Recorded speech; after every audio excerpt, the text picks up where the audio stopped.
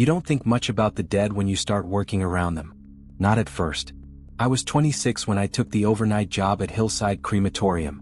It wasn't glamorous, but it paid well, and after spending a year in construction with 2 slip discs to show for it, the idea of a warm, quiet building where nobody bothered you sounded like a gift. The place itself was older than I expected. Built sometime in the late 50s, still had yellowed linoleum in the break room and flickering tube lights over the corridors. The main hall, the farewell room, was long and wide, with fake marble walls and a cracked skylight that let the moon shine directly onto the center of the floor, right where families once stood and said goodbye. Nobody used it anymore. Families chose other crematoriums now, more modern, more comforting. Hillside was mostly used by funeral homes now just as a place to process the bodies and file the paperwork. At night it was just me, the furnace room, and silence. I was trained by a man named Lester, mid-50s, looked like he hadn't slept in years. Said he liked the night shift because he didn't have to answer questions. He showed me how to check the cremulator blades, inspect the heat shields, and most importantly how to log the burns. You never mess with the logbook, he said. You record everything. That's not for the state. That's for you. I didn't ask what he meant. The first time something felt wrong, it was subtle. I was about a month in, used to the rhythm of the job. That night, I just loaded a casket cardboard shell, nothing special. The furnace roared to life as usual, glowing orange and humming steady. I went to the break room, poured myself coffee. Maybe 10 minutes passed. Then silence. No hum. No rumble. Just the dead quiet of an old building in the middle of the night. I walked back to the furnace room and the chamber was off, completely off. No error codes. No power failure. Just off. The body was still inside, half charred, the process frozen like it had been caught mid-sentence. I checked the circuit box. All normal. Logged the incident as a faulty sensor, restarted the furnace, and stayed nearby until the cycle finished. I didn't think much of it then. Not until it happened again the next night. Different body. Different furnace. Same silence. Same sudden shut-off. This time I caught it in real time. I was sweeping the hallway when I heard it, the sound of the furnace stopping. Not dying out, stopping. Like something had pulled the plug. But the plug was never pulled. I chalked it up to old equipment. Ghost stories were for the kids who broke into graveyards, not people like me. I didn't even tell Lester. I figured if it was something more, he'd tell me in his own time. It was a week later when I saw the footprints. I was doing my rounds around 3 a.m. I liked to walk through the farewell room at least once a night. Old habit, I guess. The moon was out, bright through the cracked skylight, casting silver light onto the marble floor. And there they were. Footprints. Bare. Human. Damn. You could see the outline of toes. They started at the center of the farewell room under the skylight. No mud, no dirt. Just moisture. Like someone had stepped out of a shower. But the air was dry. It hadn't rained in days. I followed the prints as far as they went. They led down the hallway, past the storage room, and stopped right in front of furnace number 2. No smears. No turnaround. Just ended there. I stared at them for a long time. Then I wiped them away with a towel and told myself it had to be a prank. Maybe Lester was messing with me. Maybe someone broke in. But that would have shown up on the cameras. I checked the feed. There was no one on the tape. Only me. And those footprints. For the next few nights, I tried to ignore it. I kept my head down, did my work, avoided the farewell hall unless I absolutely had to pass through it. I didn't even tell Lester. There was something about the footprints, the shape of them, the way they just appeared in silence and ended at the furnace that made me feel like I wasn't supposed to talk about them. Like speaking them aloud would give them weight. But the silence had changed. It wasn't peaceful anymore. It felt full. Like the air was listening. Like the building itself was waiting. The walls creaked more often. I told myself it was just age, temperature shifts, settling concrete. But these sounds didn't come from the walls. They came from beneath the floor. A dull, low vibration like something was moving slowly under the foundation. At first I thought it was pipes or maybe a distant train. But it would stop when I moved. When I paused and held my breath, the sound would continue. A faint scrape. Then stillness. It was always worse near furnace number 2. That furnace had become unpredictable. Some nights it wouldn't start at all. Other nights it would run fine until the exact moment I turned away. Then it would shut off with a hiss, the temperature readout blinking blank like someone had pulled it from the wall, even though the power never cut. And always after, there would be moisture on the concrete in front of the chamber door. Just a few droplets. Clear. Odorless. But warm. I began arriving earlier, giving myself more time before the first burn. I wanted to get a feel for the place before the machines turned on, before the building began to breathe its heavy, mechanical breaths. One night, just before midnight, I decided to check the old storage room next to the farewell hall, the one we didn't really use anymore. The key was rusted and stuck in the lock, but it turned. The door opened with a wheeze and the smell hit me first. It wasn't rot or mold. It was old soot, burned wood, charred fabric, like a fireplace that hadn't been cleaned in years. Inside, the room was darker than the rest of the building, the single light bulb hanging from the ceiling dead. My flashlight cut across broken shelves, and used urns, stacks of faded cardboard boxes. On the far wall, black soot coated the plaster in long, uneven streaks like someone had pressed their palms there, dragged them downward. The shape of it was human. Too human. But the prints were too high on the wall. Far too high unless someone had been standing on a ladder or unless they were pressed there from above. I stepped closer. The air felt thicker. The beam of my flashlight began to dim, flickering even though the batteries were fresh. Then I heard it again. The scrape. This time directly beneath my feet. I backed out of the room and closed the door. Didn't lock it. Didn't go back for a week. Lester noticed something in me that night. Maybe the way I walked or the fact that I was checking corners more often. We were changing shifts in the lot out back, the air cold and damp. He lit a cigarette and stared at the dark window of the furnace room. "You're hearing it now, aren't you?" he asked. I didn't say anything. He exhaled smoke, not looking at me. "They don't always stay gone," he said. "We make fire so clean, so clinical. People think that's the end. But sometimes." His voice cracked like he hadn't spoken the words aloud in years. "They don't know they're gone. And sometimes they come back. They follow the heat." I turned to him slowly. "What do you mean they?" He didn't answer. He just handed me a matchbox. Inside was a small metal token, old and worn. On one side was a symbol I didn't recognize, an eye inside a circle of ash. "Keep it on you when you light the chamber. Especially number 2. Then he walked away and he never spoke to me again. Lester quit 2 days later. Left no notice. The manager just said he left town. I was alone now. The hallway that breathed. A week after Lester vanished, things escalated. I was scheduled for 3 burns that night. The last one was an unclaimed body, no family, no service. I had just locked the chamber when I felt the temperature shift. A sudden drop. As if someone had opened a freezer behind me. I turned slowly. The hallway that led back to the farewell room was dark. I knew I'd left the lights on, but now the fluorescents were dead. And there was a sound just barely audible, like breathing. Shallow, rough, like lungs filled with ash. I stepped forward. The temperature dropped again. And then the lights flickered once, just once, and in that brief pulse of cold white light, I saw something standing at the end of the hallway. Not moving. Not approaching. Just standing. It was shaped like a man, but wrong. Too tall. Shoulders slightly canted. Head tilted as if it couldn't quite keep it upright. Then darkness returned and the sound stopped. I backed into the furnace room and slammed the door. The matchbox was in my pocket and I didn't even think. I pulled out the token, gripped it tight in my fist, and whispered whatever came to mind. The furnace roared back to life. The lights came on. The air warmed and I was alone again. But for the first time in my life, I knew I wasn't imagining it. Something was there. Something is there. The following nights passed with a kind of heavy silence, the kind you can feel in your throat. I kept the token Lester gave me in my pocket like it was a lighter. Touched it constantly. I didn't know what it was or why it worked, if it even did anything, but I knew that since I'd started carrying it, the furnace hadn't shut off, and the wet footprints hadn't returned. Not yet. But something had changed inside the building. I could feel it.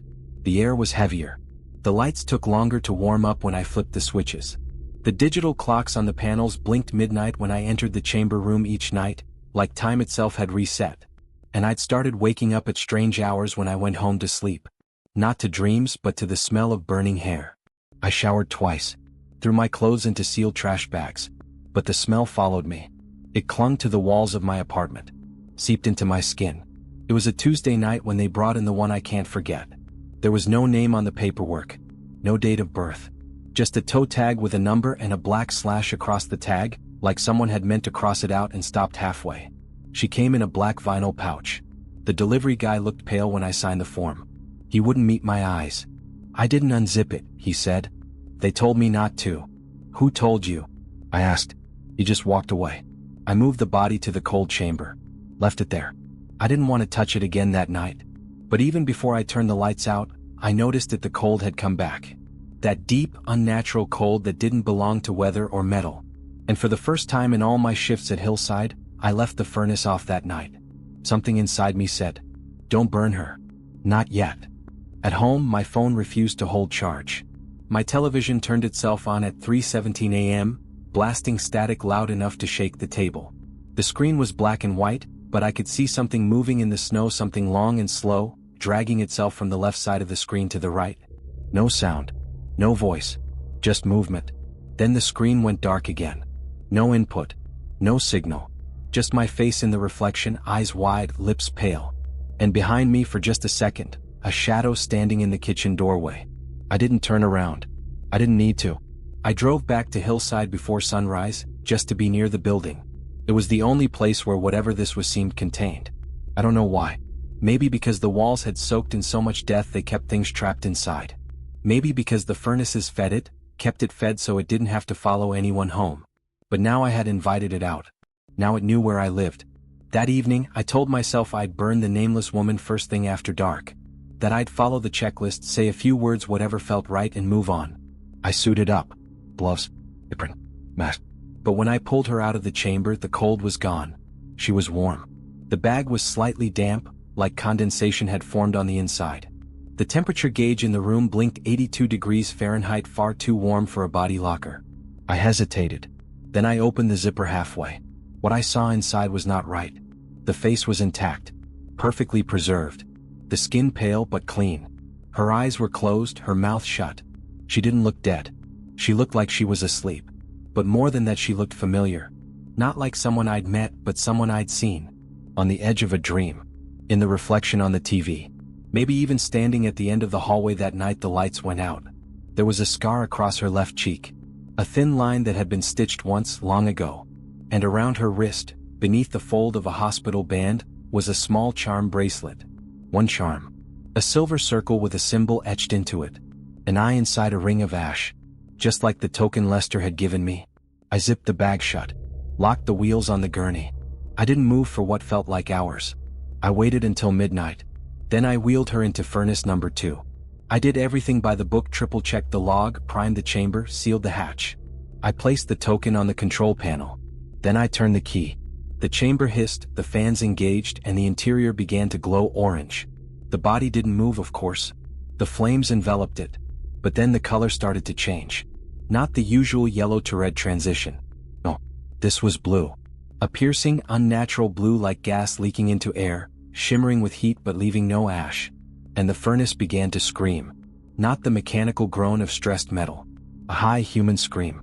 Long and cracked, like vocal cords stretched too tight, echoing not from the speakers but from the walls themselves. I backed away. My hand reached for the token on instinct. The metal burned my skin the second I touched it, but I didn't drop it. And in that moment, through the thick furnace glass, I saw her.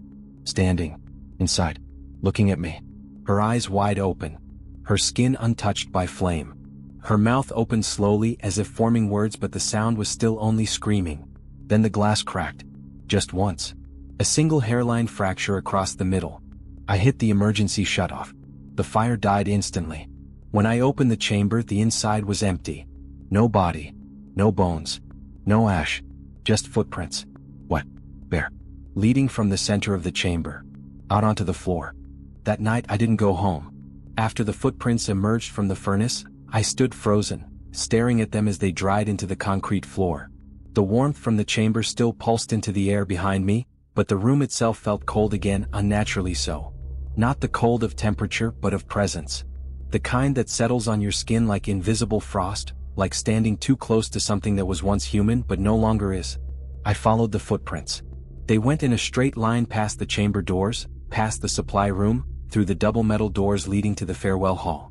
The moment I opened those doors, every light in the building shut off. Total silence. Total darkness. Except for the faintest glow. A blue shimmer, barely visible, coming from the far end of the hall, where the viewing podium stood. That's where families usually gathered. Where tears were shed and final glances exchanged. Where mothers kissed closed caskets and sons mumbled apologies over urns. Now it was empty. But the blue glow danced above the wooden platform like heat over asphalt. I stepped forward slowly. Each footstep echoed as if the room had tripled in size. My shadow stretched out in front of me, warped and thin, moving faster than I did. And then, She was there. The nameless woman. Standing beneath the exit sign at the back of the hall.